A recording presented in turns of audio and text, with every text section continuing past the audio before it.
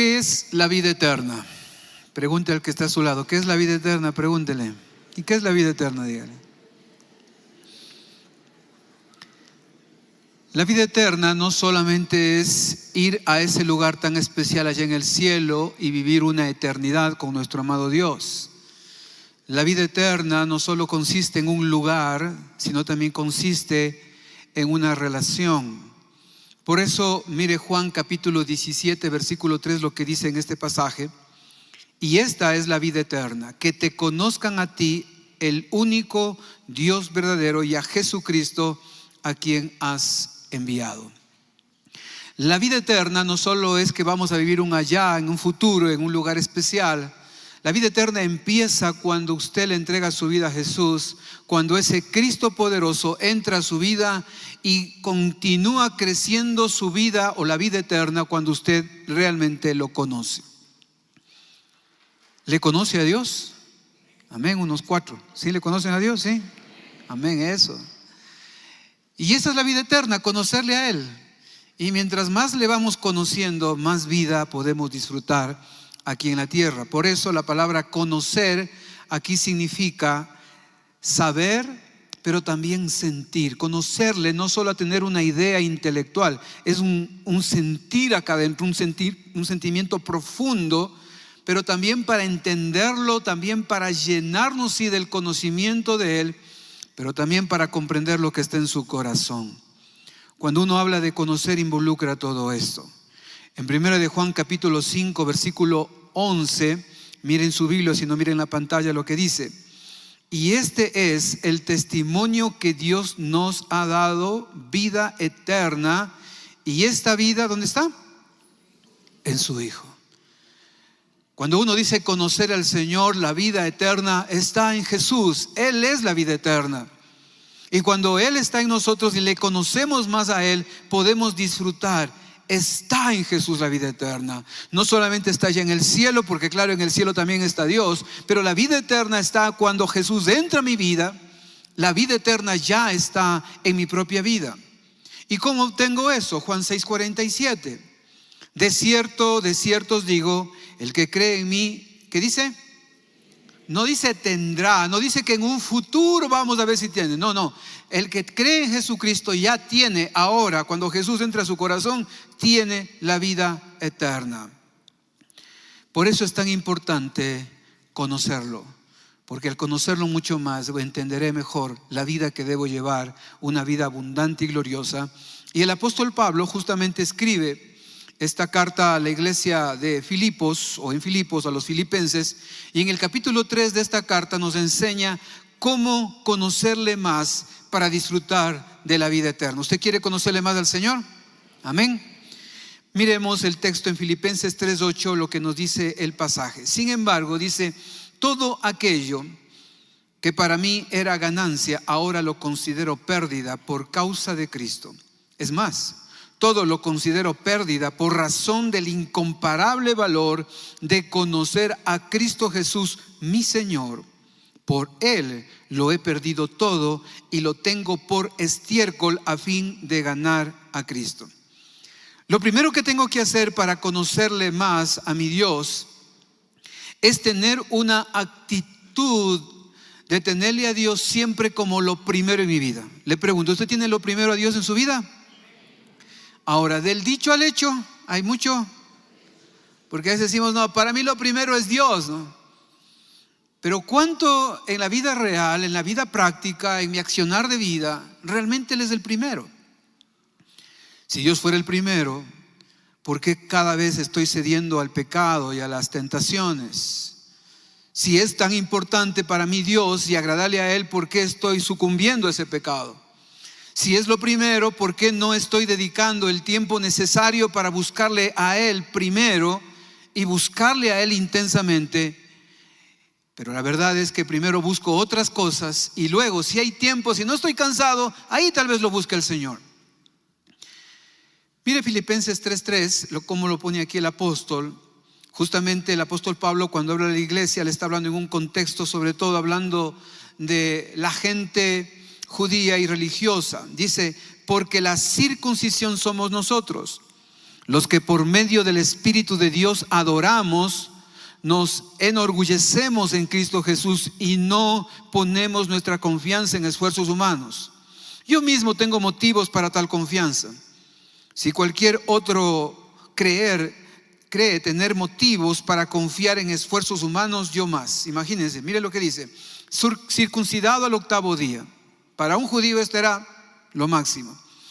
Del pueblo de Israel, de la tribu de Benjamín, hebreo de pura cepa. En cuanto a la interpretación de la ley, fariseo, la religión más estricta de los judíos.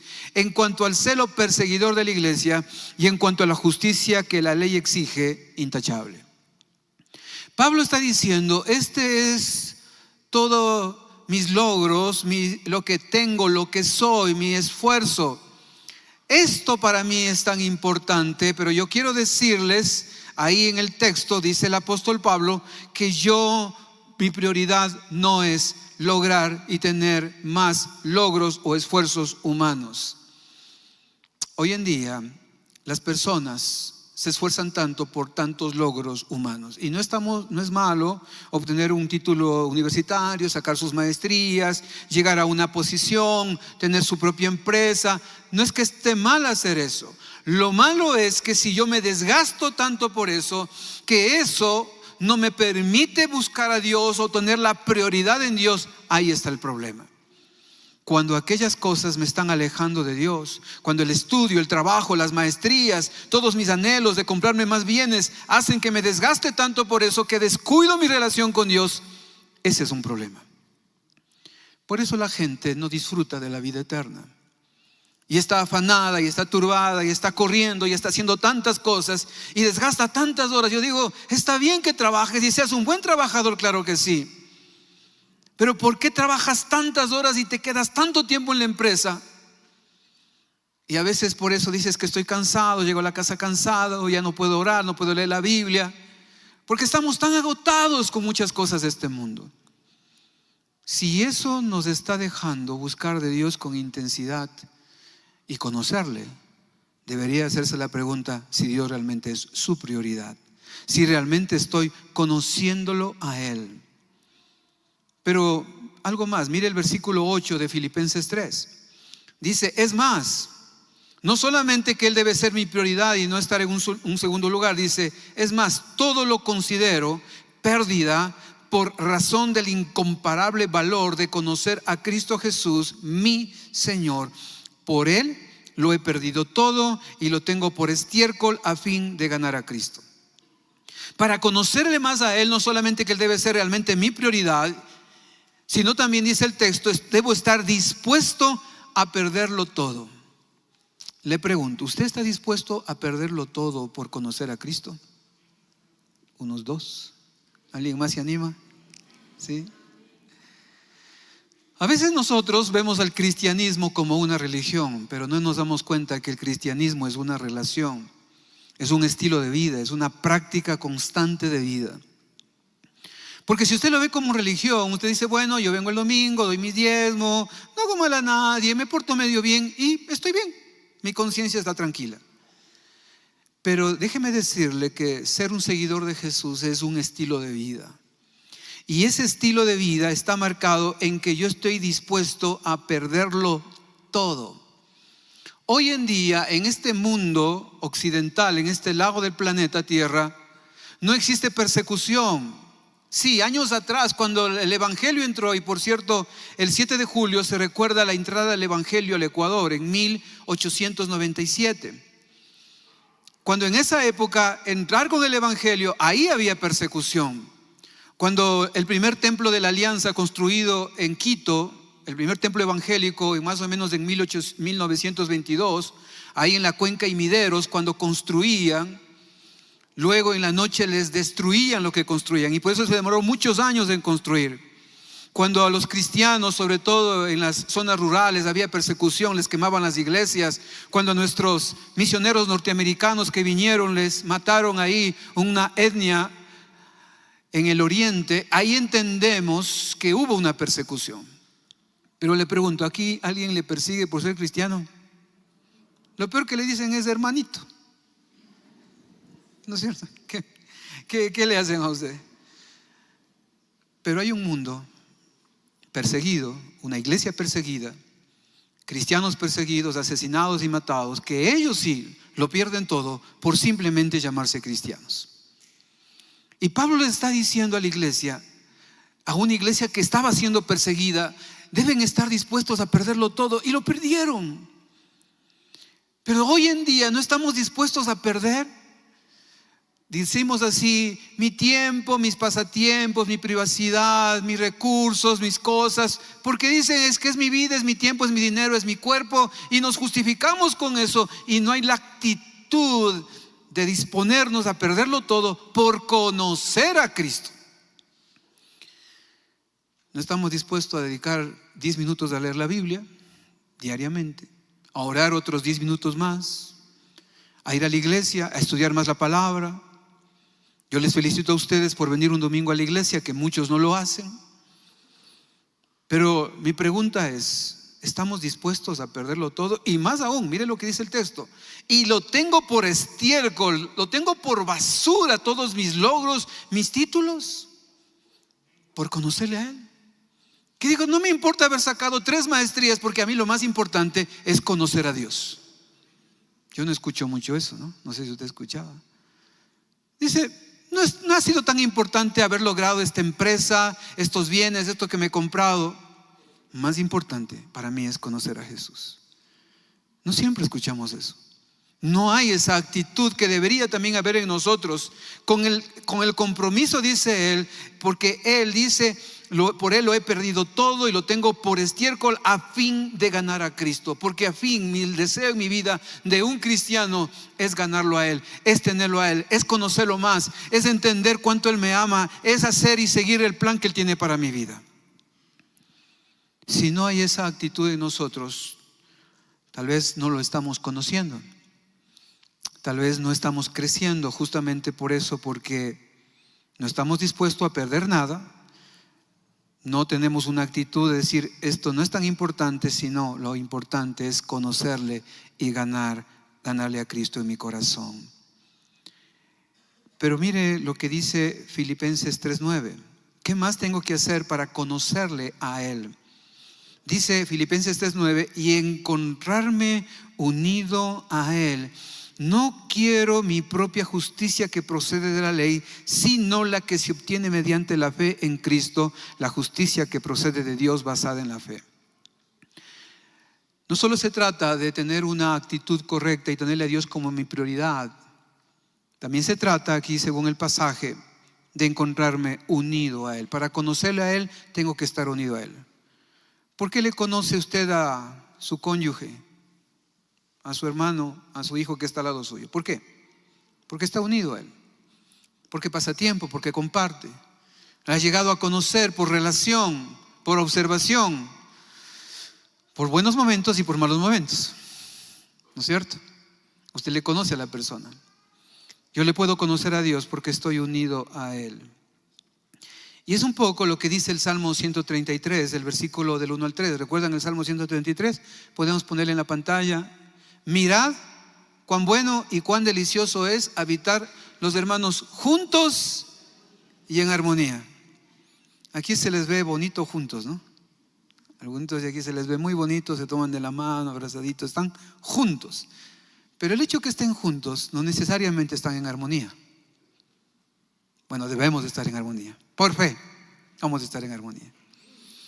Pero a veces nosotros pensamos que simplemente porque comimos juntos o dormimos juntos o hacemos ciertas cosas juntos, ya está la armonía. Y la armonía no se logra solo por estar juntos. La armonía se logra cuando, hablando de los cónyuges, cuando el esposo cumple sus responsabilidades, sus roles, y la esposa cumple los suyos.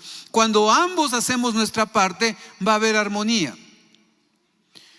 No solamente dices que se pierde la armonía porque peleamos. Sí, la armonía se va a perder cuando usted le trata mal, cuando usted hace cosas incorrectas, cuando usted le trata de una manera inadecuada. Obviamente se pierde la armonía en matrimonial. Pero también se pierde cuando yo no hago lo correcto. Como mis padres sabían decir, mi mamá a mi papá. Mi papá decía, yo no peleo con tu mamá, decía nunca. Y la verdad, yo nunca le he visto pelear a mi papá con mi mamá. Pero mi mamá decía, pero me matas de las iras, ¿no? No porque haces cosas malas, sino porque no haces lo que deberías hacer. La armonía, como vimos aquí un poquito en la alabanza, se escucha estas voces, a los instrumentos. ¿Por qué hay armonía? Porque tocan cada uno de la manera correcta, en el tono y en el tiempo correcto, y por eso usted escucha armonía. Cuando en la casa el esposo y la esposa hacemos las cosas en el tiempo correcto y de la manera correcta, basado en nuestros roles, hay armonía. Amén. Si no se hace eso, se pierde la armonía. Pero lo interesante de este Salmo 133, dice el Salmo, ¿no es cierto? Mirad cuán bueno y cuán delicioso es habitar los hermanos juntos y en armonía. Dice, porque es como el aceite que desciende desde la cabeza al sacerdote Aarón, que le ungían con aceite para consagrarlo, y baja hasta el borde de sus vestiduras. Pero dice también es como el rocío de Hermón, que desciende sobre el monte de Sión y va regando. Y mírenlo al final del versículo 3 del Salmo 133. Dice, entonces allí donde hay familias y matrimonios en armonía, allí el Señor envía ¿qué? Bendición y vida eterna. Allí envía el Señor bendición y vida eterna. ¿Por qué el matrimonio no hay vida eterna? No hay la presencia de Jesús, no hay bendición, porque no vivimos en armonía. ¿Por qué nosotros no disfrutamos de la bendición y tener más vida eterna, conocer más al Señor? Porque hemos perdido nuestra armonía con nuestro Dios. Porque el pecado mata la armonía, porque nuestras acciones y decisiones que tristemente ponen una barrera con Dios por el pecado, nos han alejado de la comunión con Dios y por lo tanto de la armonía. ¿Cómo puedo tener la vida eterna y disfrutar de la vida eterna cuando yo aprendo a vivir en armonía con mi Dios? Cuando vivo unido a Él, como dice Filipenses 3:9, y encontrarme unido a Él. Si no tengo armonía con Él, tampoco voy a tener armonía con la familia. A veces los problemas matrimoniales en el fondo es porque perdí mi armonía con Dios. Si usted pierde armonía, comunión, relación, intimidad con Dios, va a perder armonía con los que están a su lado, obviamente. Y ahí por eso debe empezar por ahí, por restaurar su comunión y su relación y su armonía con Dios. Amén. Pero algo más, mire Efesios capítulo 1 versículo 17 en la Nueva Versión Internacional, dice: y le pido a Dios, el glorioso Padre de nuestro Señor Jesucristo, que les dé sabiduría espiritual y percepción para que crezcan en el conocimiento de Dios. Como dice la Reina Valera del 60, que tengamos ese espíritu de sabiduría y de revelación en el conocimiento de Él.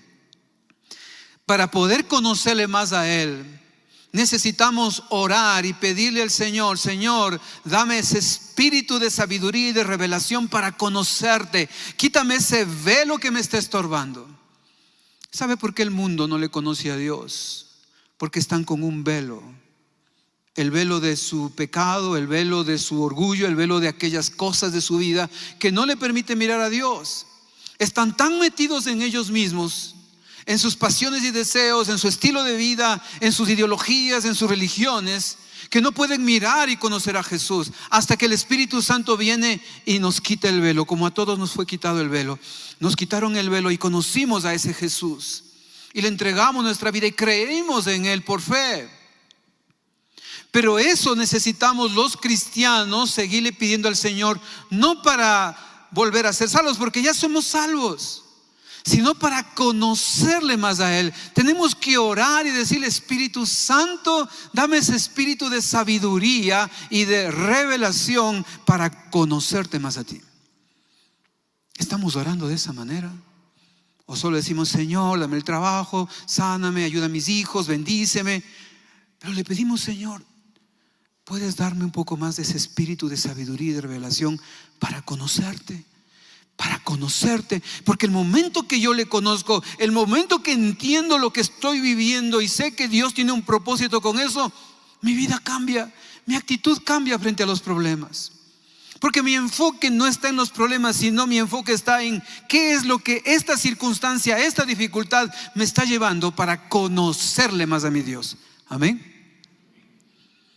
Pero a veces nosotros nos enfocamos mucho en el conflicto, el problema, y no en conocerle. Y el Señor quiere que aprendamos realmente a conocerle más profundamente a nuestro Dios. Y hay un pasaje en Lucas capítulo 10, el versículo 22 en adelante, que dice lo siguiente: todas las cosas me fueron entregadas por mi Padre, y nadie conoce quién es el Hijo sino el Padre, ni quién es el Padre sino el Hijo, y aquel a quien el Hijo le quiere revelar. El Padre y el Hijo siempre procuran revelarnos a nosotros, a sus hijos, para que le conozcamos mucho más a Él. Amén. Ahora miren el verso 23. Y volviéndose a los discípulos les dijo aparte: bienaventurados los ojos que ven lo que vosotros veis, porque os digo que muchos profetas y reyes desearon ver lo que vosotros veis y no lo vieron, y oír lo que oís y no lo oyeron. He aquí, un intérprete de la ley se levantó y le dijo, para probarle: maestro, ¿haciendo qué cosa heredaré la vida eterna? Interesante, ¿no? Y por cierto que la vida eterna no se puede heredar. La vida eterna se obtiene en fe, no por herencia. Dios no tiene nietos, por si acaso. Miren el 26. Y él le dijo: ¿qué está escrito en la ley? ¿Cómo lees? Aquel respondiendo dijo: amarás al Señor tu Dios con todo tu corazón, con toda tu alma y con todas tus fuerzas y con toda tu mente, y a tu prójimo como a ti mismo. Y él le dijo: bien has respondido, haz esto. ¿Y qué le dice? Y vivirás. La vida eterna es vivirla ahora y vivirla con Él. El intérprete de la ley quería justificarse y dice: ¿y quién es mi prójimo? ¿Y quién es mi prójimo? Y ahí le comparte la famosa historia del buen samaritano. ¿Recuerdan la historia del buen samaritano? ¿Sí? Para resumirles, esta historia dice que un hombre fue golpeado en el camino que iba a Jericó, y en ese camino dice que de pronto pasó un religioso y le vio y pasó de largo, y así pasaron dos religiosos más. Pero pasó un samaritano. Un samaritano era una persona de Samaria que era enemigo de los judíos. Y lo vio, dice, se acercó, le ayudó, le vendó, le puso en su cabalgadura, le llevó a un mesón, pagó para que le cuiden el mesonero a este hombre. Y obviamente el samaritano hizo todo lo que tenía que hacer.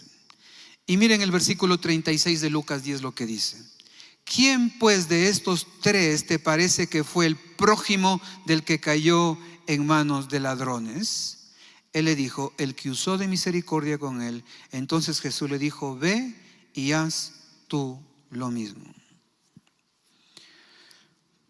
Cuando el espíritu de sabiduría y de revelación está en nosotros, tenemos la capacidad de saber quién es Dios, de conocer lo que Dios quiere que se haga, y nos mueve a misericordia para con la gente y nos permite entender qué es lo que debo hacer, porque como le conozco a Él, Él me habla, me muestra lo que debo hacer, y en este caso amarle al Señor obviamente, pero amar a mi prójimo. Me mueve a hacer cosas como aquí en este hombre: haz esto y vivirás, y tendrás, en otras palabras, la vida eterna. Cuando oramos, si no le pedimos al Señor que nos dé ese espíritu de sabiduría y de revelación, tampoco vamos a seguirle conociendo como deberíamos conocerle. Ahora, si usted dice: pastor, yo sí le conozco al Señor, yo he orado, ya le estoy conociendo, cada día voy creciendo. Cuando yo le conozco, o cuando usted le conoce, debe haber, y dice el texto en Filipenses 3:10, que vamos a experimentar algo. Así como la primera vez que usted le aceptó a Cristo en su corazón, le entregó su vida, usted experimentó una presencia en su vida, una paz, un perdón, una gracia de Dios. Pero cuando le sigue conociendo, va a experimentar algo más. Mire Filipenses 3:10 lo que dice: lo he perdido todo a fin de conocer a Cristo, experimentar el poder que se manifestó en su resurrección y participar en sus sufrimientos y llegar a ser semejante a Él en su muerte. Lo que el apóstol está diciendo a la iglesia: cuando tú le estás conociendo a Él, ¿sabe lo que va a pasar? Vas a experimentar el poder de Dios en tu vida.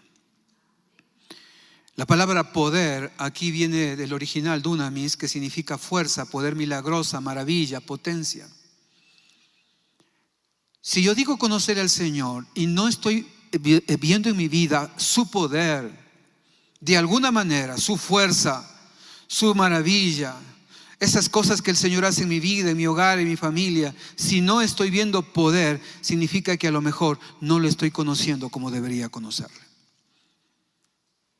Hoy usted y yo necesitamos cada día más de su poder milagroso, de su fuerza para seguir adelante. Y dice este texto que ese poder que se manifestó, el poder de la resurrección, que cuando Jesucristo fue enterrado, le pusieron, ¿no es cierto?, en esa tumba vacía, en esa cuevita, pusieron la piedra, su cuerpo se quedó ahí, pero el espíritu dice que bajó a las partes más bajas de la tierra a predicar a los espíritus encarcelados. Pasaron 3 días. Y Dios, con el poder de la resurrección, Jesucristo, su espíritu se levantó de entre los muertos, se unió a su cuerpo físico, la piedra fue quitada, Él sale con un cuerpo glorificado y durante 40 días se presentan a más de 500 personas, los discípulos, la madre de Jesús, habló con ellos, comió con ellos con un cuerpo glorificado. De la muerte, de la sepultura, fue levantado a la vida. Cuando le conozco al Señor y su poder viene a mi vida, Dios levanta las cosas muertas y las resucita. Lo que está muerto da vida, lo que está caído se levanta. Cuando la presencia poderosa, cuando yo le conozco a mi Dios de una manera increíble, Dios siempre levanta, Dios siempre restaura, Dios siempre resucita con el poder de la resurrección. Amén. Si le conozco. Si no le estoy conociendo como debo conocerle, yo debería hacerme la pregunta, ¿realmente lo estoy conociendo? Pero algo más. Mire Juan capítulo 10, versículo 14, que más experimentamos cuando le conocemos al Señor. No solo el poder de su resurrección. Juan 10, 14 dice: yo soy el buen pastor y conozco mis ovejas y las mías me conocen, así como el Padre me conoce y yo conozco al Padre y pongo mi vida por las ovejas. También tengo otras ovejas que no son de este redil, aquellas también debo traer y oirán mi voz y habrá un rebaño y un pastor. Le pregunto, ¿usted conoce a su pastor? Amén. Están nerviosos ustedes, no sé. ¿Quién es su pastor? Sí, porque si yo soy su pastor, todo les faltará. Pero si Jehová es su pastor, nada les faltará. Amén. Mejor que sea Él, no yo. Le conocemos a Él como el pastor. Porque a veces nosotros nos olvidamos que también Él es nuestro pastor. Y si Él es mi pastor, nada me faltará. Y cuando ande en valle o de sombra de muerte, no temeré, porque Él es mi pastor y me libra y me guarda y me provee y me sustenta y el bien y la misericordia me seguirán todos los días de la vida. Así dice el Salmo, porque Él es mi pastor. Pero no siempre le conocemos como el pastor. Mire Juan 10, versículos 2 y 5. Mas el que entra por la puerta, el pastor de las ovejas es Jesús. A este abre el portero y las ovejas oyen su voz y sus ovejas llama por nombre y las saca. Y cuando ha sacado fuera todas las propias, va delante de ellas y las ovejas le siguen. ¿Por qué? Porque conocen su voz. Si yo le conozco a Él como mi pastor y Jehová es mi pastor y Dios es mi pastor, Él me llama por mi nombre y Él me dice: aquí estoy contigo y tengo que sacarte a este mundo, y nos saca. Pero Él, como el pastor, Él va adelante. El pastor siempre va adelante. Así era el pastor en esa época, en esos entornos. Y las ovejas lo que tenían que hacer es siempre escuchar. Por eso el pastor hablaba o cantaba o silbaba y escuchaban la voz y seguían al pastor, Pero cuando una de las ovejitas estaba muy atrás y no escuchaban, se comenzaba a distraer con las cosas que estaban alrededor. Como hoy en día, comienzan a escuchar otras voces y se desvían del pastor. Pero cuando yo digo, Él es mi pastor y lo conozco, y conozco su voz y estoy atenta a su voz, por eso le sigo, porque le conozco su voz. El problema nuestro es que no le estamos siguiendo de cerca, estamos muy lejos y dejamos de escuchar su voz. Y mientras más nos alejamos, la voz cada día se hace más lejana. Y al momento que ya no le escucho su voz, y peor aún, comienzo a perderme. Pero si yo le conozco, si yo conozco su voz, si he podido entender cómo Dios me habla a mí, sé cuando Él me dice: Javier, deja de hacer esto. Javier, cuidado con aquello. Javier, por acá. Porque yo escucho su voz y le sigo. Para disfrutar de la vida eterna, yo tengo que conocerle a Él. Pero para conocerle tengo que escuchar su voz y descubrir su voz. Y esa medida obedecer lo que Él me pide que haga. Y de esa manera puedo disfrutar de la vida eterna, de la vida eterna que tengo aquí. Puedo disfrutar de lo que el Señor quiere, porque tengo la vida eterna en Él. Amén. Y por último, conocer a Jesús nos trae libertad. Mire Juan 8:32. Y conoceréis la verdad, y la verdad os hará. Conocemos la verdad. Tenemos la verdad, que es Jesús. Mire primera de Juan 2, versículo 3 y 4, dice: en esto sabemos que nosotros le conocemos, ¿sí? Guardamos sus mandamientos. El que dice yo le conozco y no guarda sus mandamientos, del tal es, ustedes lo dijeron, y la verdad no está en él. Si yo digo le conozco a Él y no obedezco al Señor, me estoy autoengañando, y la verdad no está en mí y no puedo ser libre. Porque en muchas áreas de mi vida no vivo una libertad, porque no estoy obedeciendo sus mandamientos. Si le conozco, obedezco, porque Dios le agrada que yo le obedezca. Y segunda de Juan 1, mire el versículo 1 al 3, dice: el anciano a la señora elegida y a sus hijos, a quienes yo amo en la verdad, y no solo yo, sino también todos los que han conocido la verdad, a causa de la verdad que permanece en nosotros y estará para siempre con nosotros. Sea con vosotros gracia, misericordia y paz de Dios Padre, del Señor Jesucristo, Hijo del Padre, en verdad y en amor. Cuando yo experimento la verdad en mi vida, el Señor va a ayudarme a permanecer en esa verdad, y estará en mí la gracia, la misericordia y la paz en amor. Amén. ¿Qué estamos experimentando? ¿O solo busco ciertas experiencias en muchas cosas, pero no la mejor experiencia de conocerle a Él, de ver su poder, su gracia, su verdad, su misericordia, el poder de la resurrección en mi vida? Esto vamos a experimentar cada vez que lo sigo conociendo, cada vez que sigo entendiendo, cada vez que tengo una relación profunda con mi Dios. Pero si no tengo la actitud de tener las cosas como basura en segundo plano, obviamente será difícil conocerle como Él quiere que sea conocido. ¿Por qué no oramos un momentito? Cierre sus ojos. Señor, aquí estamos delante de ti, amado Dios.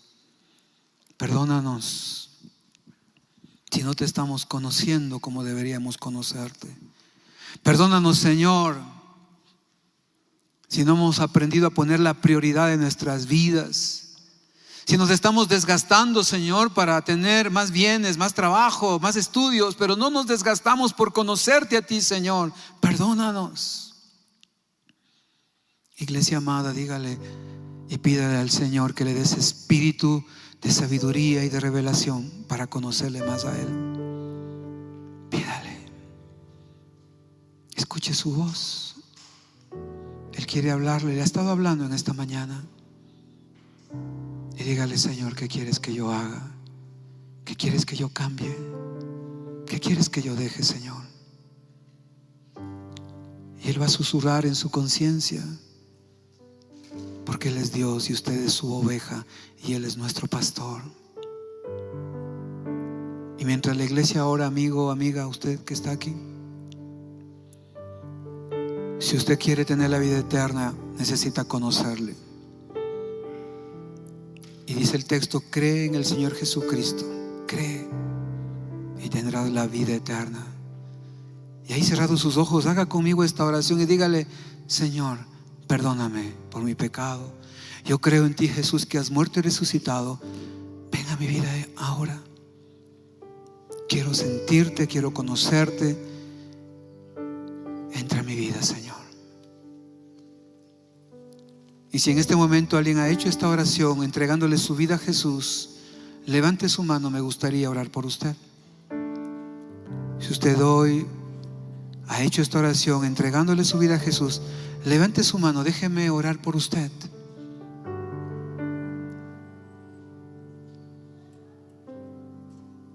Si usted hoy, que el Señor le bendiga, le está entregando su vida a Jesús, tenga levantada su mano. Permítame orar por usted un momentito nada más. Allá atrás, tenga levantada su mano, por favor. Permítanos orar un momentito nada más. Señor amado, gracias por estas personas. Tenga levantada su mano. Los bendigo en el nombre de Jesús. Que tu gracia sea, Señor, con estas personas. Amado Dios, entra, llena, abrázales con tu presencia, Señor. Que sientan tu presencia, Espíritu Santo. Gracias porque te conocen. Pueden bajar su mano. Iglesia amada, dígale: Espíritu Santo, quita el velo que me está estorbando para conocerte, Señor. Dame ese espíritu de sabiduría y de revelación para conocerte más. Pon en mí esa hambre y esa pasión por ti, Señor. Hoy te pongo a ti como el primero en mi vida y quito todo lo demás, Señor, para ponerte a ti en el centro de mi mente, de mi corazón y de mi vida. Ayúdame, Señor, y ayúdame a experimentar el poder de la resurrección. Ayúdame a experimentar la libertad. Ayúdame a experimentar tu verdad que me transforma. Gracias, Señor. Gracias, Señor, por la obra que tú haces en mí, Señor. Gracias.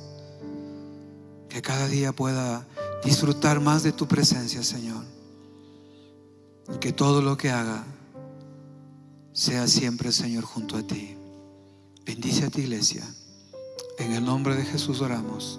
Amén y amén. ¿Por qué no le damos un fuerte aplauso al Señor?